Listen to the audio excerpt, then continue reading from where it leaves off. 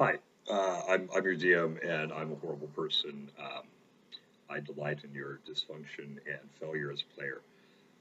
Let's get some things straight. I just thought I'd start here. People like to start with session zero. It's something I've been doing long before it was ever called session zero. It's called getting to know each other and starting the group. And just right now, I've been watching some of the people on the YouTube with the D&D videos that I'm making like this, and I have to respond to a lot of them because I think that they are, in fact, very wrong. I think that there are some people out there that are making a ton of money in this industry, and you have a real uh, so this cult of personality that builds up over a few people, and so people try to emulate those people and they want to be like them because they're successful, they're making money, but there really is only so much room for the D&D celebrities. There's going to be more of this coming as the industry expands, as you get more people, but there's only so many podcasts and shows that people have time to listen to, and so there's definitely a real limit there. So people talk about competing for attention and trying to gain the audiences, um, to get their investment. And again, when you're a DM, when you're talking about running a session, when you're talking about creating a world in a shared space of imagination, when you're trying to get people to live vicariously through their improvisational acting and some dice rolls, and gain a sense of accomplishment, or gain a sense of progression, or again a sense of agency. And that's what I want to talk about today: is the difference between player agency and character agency, because this is one of the things I see get wrong so often when people start talking about it. Is, well, why don't you have any more player agency? Because I'm the DM and it's my world. I made up this world, and you don't have control over my world. You have control over your character. Now, there are games and tables that are much more collaborative, where somebody might come in and say something like, my character is from this village, and in this village the culture is like this, and we all do these things, and on this day we celebrate this deity or this goddess or this god or this event in history or whatever it might be. And so they have, as a player, designed and developed your world. They've gone in and written what is canon, or what is true, or what is fact on your planet. And that's not always something a DM might want to do. A DM may not want to have the players have that kind of control or that kind of agency over the world, history, lore, and events, because some of that stuff might be really important. This deity that you guys are celebrating might turn out to be like actually an evil deity, and you don't want that for your character. You wouldn't like that, or that's such a surprise, and you wouldn't have done things that way if you'd have known that. That's just kind of where that comes in. Or it may be that your village is in a place that they already have on their map set up, and that there's something going on there. And so when you go in and write that over, I had someone come in, and I don't use a lot of the established lore. I'm an SRD DM. I don't use the main books from any of the publisher. I run 5e, and I run it off of the system reference document. I've been a DM for, oh, let's see, since, oh, I don't know, close to 35 years now, going on 40 years. I've been DMing and running and playing D&D. I was 38 years total. I've been playing Dungeons and Dragons and games like that. I've written systems. I've written entire rule books with dozens of worlds. I've run campaigns with groups of people that lasted a decade. And so I've got a broad base to work from. So for me, I can just kind of wing it. I grab the SRD, and I don't need all those other books to run a campaign or run a module or get some people together and roll some dice and see how things go. That's not hard for me to wing it. For a new DM, that's a very difficult proposition. That's part of why I work on some of the material I do, is to make things easier for DMs that might not have access to much more than the SRD. So, there's publishers out there. You've got big publishers out there on both sides of things. There's Wizards of the Coast. There's Paizo. I give a shout out to Frog God Games. There's, then the Troll Lord Games are all making this great content, and they all have their own established lore. Okay, and so That lore isn't something I use. I use my lore. So this person had come in and they wanted to use a player race, a player bloodline from a sub race, whatever, a bloodline, a heritage, an ancestry. That's not one I use on the planet we were on. On that plane, those don't exist. There's no such thing as one of those kind of elf there. There's no, their deity doesn't exist. They don't exist. They're out there. I says, okay, well, hey, maybe you could just go ahead and play one. I know that seems important to you. We'll just say that maybe you're like from this one village and you're a special person from there. Maybe you're unique, and that's why they're sending you to the Wizards Academy over in the city that you're going to go to, so you can learn about why you're unique and what you can do. We can roll with that. That's fine. I've done that with other people. They wanted to bring in something that was from lore that wasn't on my world, and so not only are you from a special kind of, you're a special person, and I've allowed that. That's okay. Some people want to feel like they're unique and that's they want their character to be unique, and that's fine. When you go look at the big multiverses like Marvel or and the Marvel Cinematic Universe or any of the Marvel universes, the Marvel multiverses, there are lots of unique characters in there that are special and unique to themselves that can do things only they can do, and that there is no one else like them. So one of the things I look at when I'm on here is how can I bring in a character, someone's player's idea, their image, their avatar they want to bring in to be vicarious. So okay, Bizarre, you can be one of those kinds of elves. And then suddenly they wanted to talk about how that character was a princess from a village and was descended from this, and they were going to get audience with the thing here because they were. No, you do not have that kind of player agency in this world. You're probably not going to have that kind of player agency at very many of my tables. I don't like it when players do that. I make the world. You make choices in that world. In that, I give my players incredible character agency.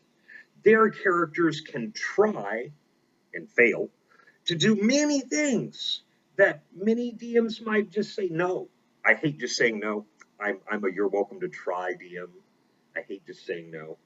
I want to see you try and fail and learn about the world through failures, so that when you're in there and you're trying to find out some great harebrained scheme and it blows up in your face, you're going to learn why it didn't work or what happened because of it. That you're going to learn through success and failure how that world works.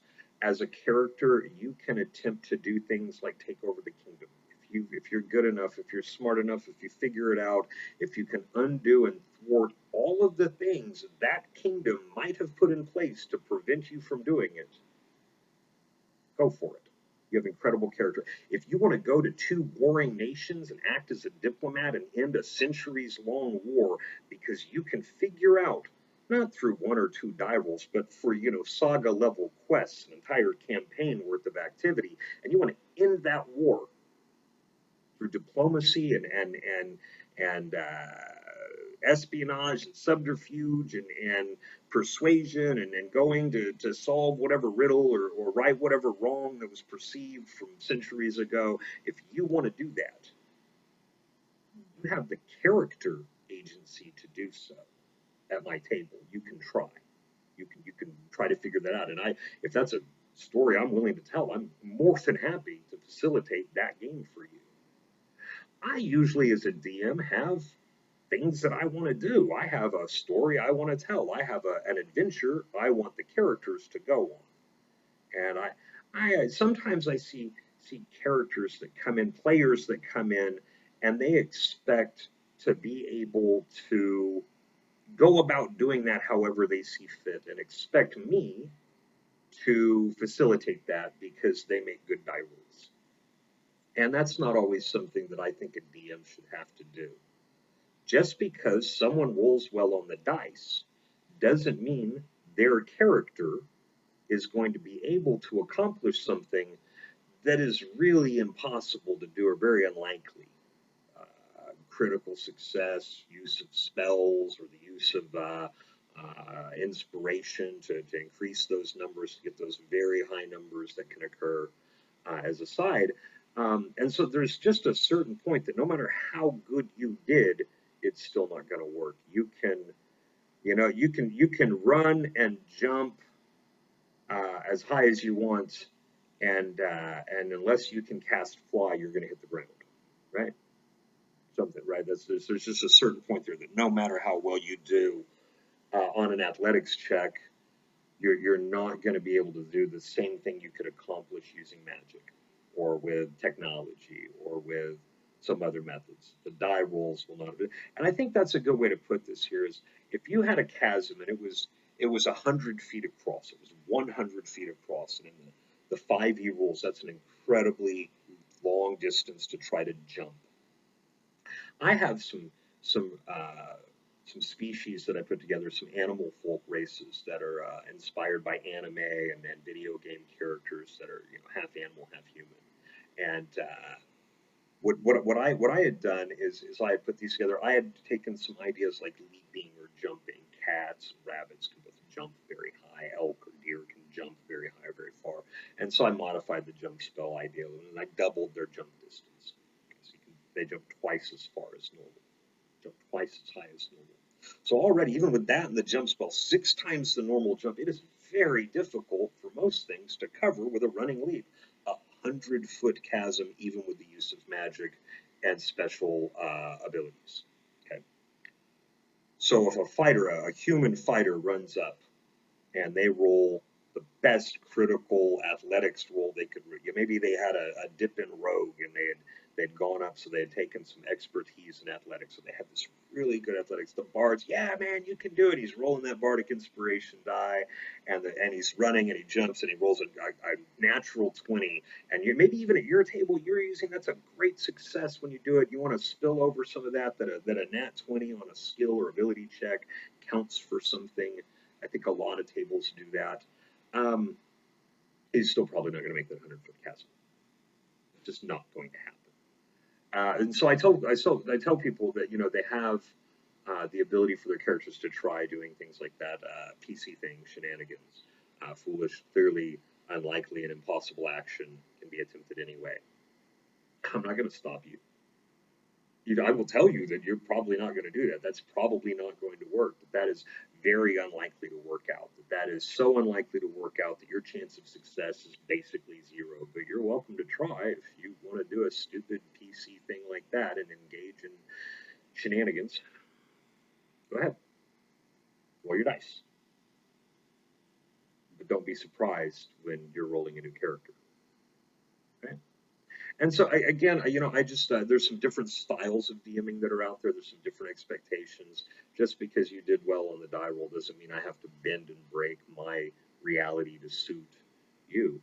I want to see how you overcome. I love to see creative problem solving. I love to see creative ways of bypassing a challenge, and it puts me on my toes. I like the challenge. Sometimes I have to think on my feet.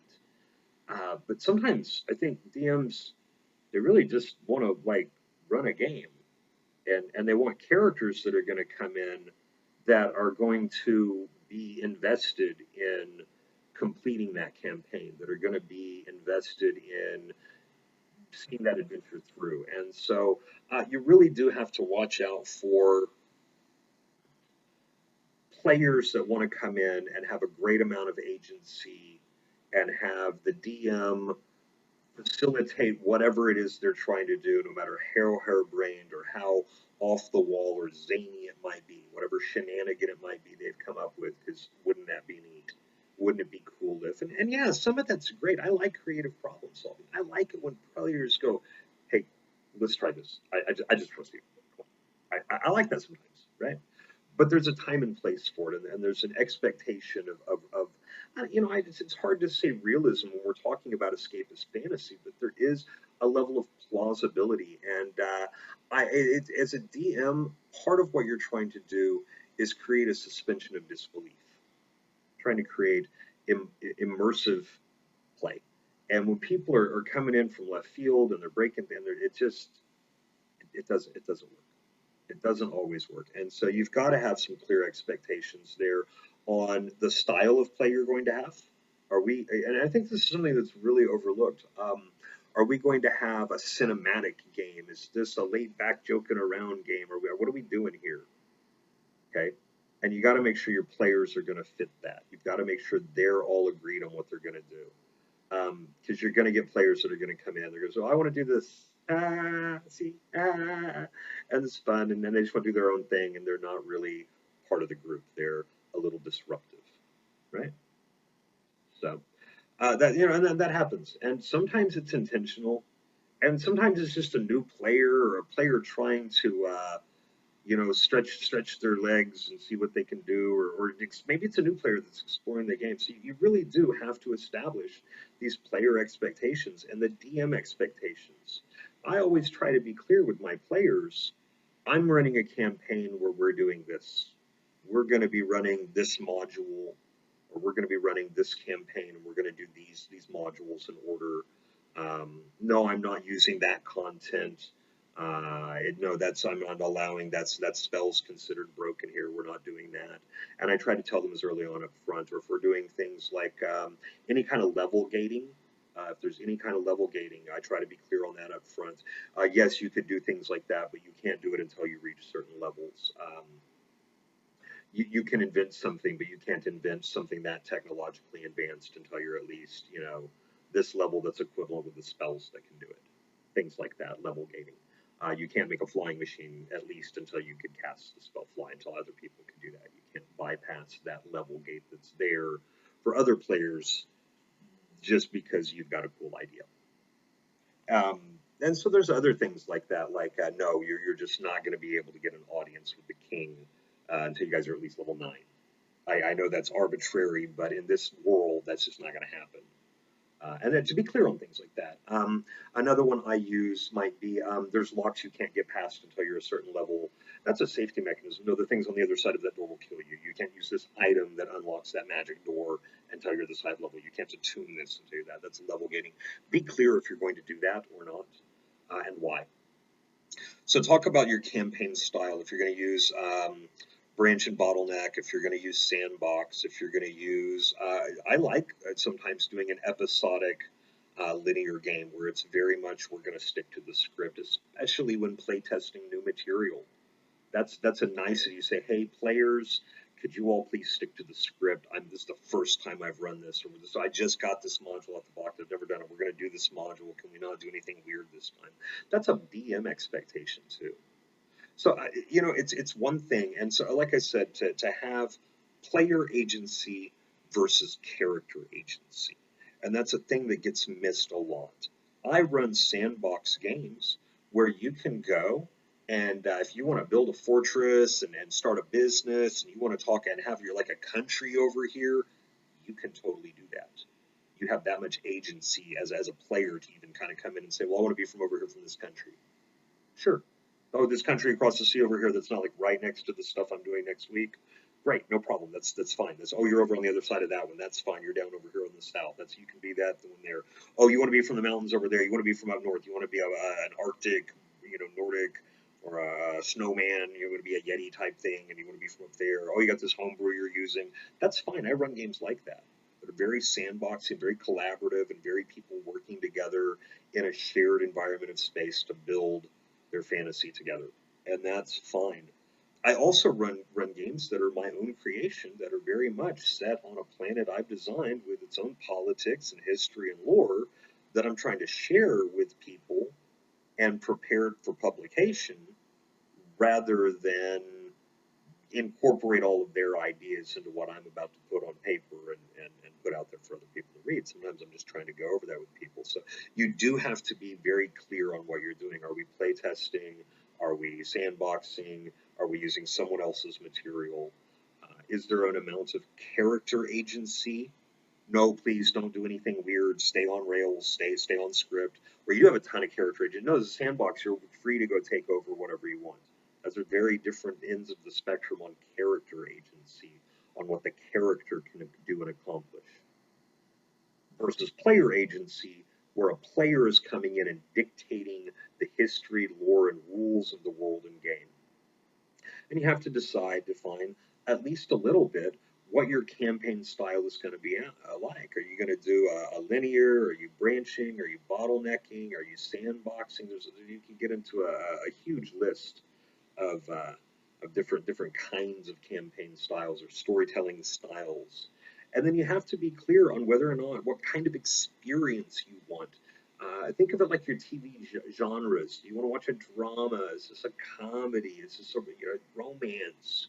Is this a great saga of what kind of story are you telling? Yeah, it may be nice to have a little comic relief in there now and again, or a comedic element, but some people really want, a primetime drama. They want some tension. They want to feel like they're saving the world, not just cracking jokes.